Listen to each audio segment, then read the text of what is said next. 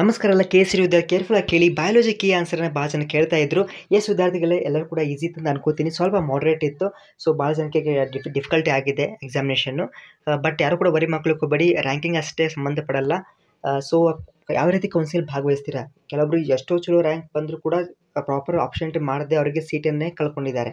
So ನಾನು ನಿಮಗೆ ಪ್ರಾಪರಾಗಿ ಕೌನ್ಸಿಲಿಂಗ್ ಕೆಲವೊಂದು ಟೆಕ್ನಿಕ್ಸ್ ಇದೆ, ಸೊ ಟ್ರಿಕ್ಸ್ ಇದ್ದಾವೆ. You can get a good college. Okay, ಇವಾಗ ಯಾರು ಕೂಡ ಭಯ ಪಡಬೇಡಿ. ಈವನ್ ಸ್ಕಾಲರ್ಶಿಪ್ ಕೂಡ ಭಾಳಷ್ಟು ಬರ್ತದೆ. ಸೊ ನಮ್ಮ ಟೆಲಿಗ್ರಾಮ್ ಗ್ರೂಪ್ಗೆ ಜಾಯ್ನ್ ಆಗಿ, ಸೂನ್ ವಾಟ್ಸಪ್ ಗ್ರೂಪ್ ಕೂಡ ಆಗುತ್ತೆ, ನಾನು ನಿಮಗೆ ಸೆಂಡ್ ಮಾಡ್ತಾ ಇರ್ತೇನೆ. ಸೊ ಅದರಲ್ಲಿ ಇದ್ರ ಲಿಂಕನ್ನು, ಟೆಲಿಗ್ರಾಮ್ ಲಿಂಕನ್ನು ನಾನು ನಿಮಗೆ ಒಂದು ಡಿಸ್ಕ್ರಿಪ್ಷನ್ ಬಾಕ್ಸಲ್ಲಿ ಹಾಕಿರ್ತೇನೆ. ಇದಲ್ಲದೆ ನಾನು ಹೇಳಿದ್ನಲ್ಲ, ಕೌನ್ಸಿಲಿಂಗ್ ವೆರಿ ಇಂಪಾರ್ಟೆಂಟ್ ಆಗುತ್ತೆ. So you can focus on that. ಇವಾಗ ಸದ್ಯ ಮಟ್ಟಿಗೆ ನೆಕ್ಸ್ಟ್ ಎಕ್ಸಾಮಿನೇಷನ್ ಮ್ಯಾಥಮೆಟಿಕ್ಸ್ ಮೇಲೆ ಫೋಕಸ್ ಮಾಡ್ಕೊಳ್ಳಿ.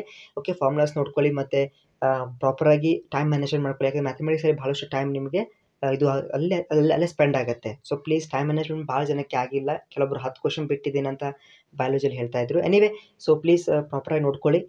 ಕೀ ಆನ್ಸರ್ ನಿಮಗೆ ಇನ್ನೊಂದು ಕೆಲವೇ ಕ್ಷಣಗಳಲ್ಲಿ ಸೆಂಡ್ ಆಗುತ್ತೆ. ನಮ್ಮ ಟೆಲಿಗ್ರಾಮ್ ಗ್ರೂಪಲ್ಲಿ ಜಾಯ್ನ್ ಆಗಿ. ಇವ್ರಿಗೆ ಲೈಕ್ ಮಾಡಿ, ಫ್ರೆಂಡ್ಸ್ಗಳು ಶೇರ್ ಮಾಡಿ. Thank you.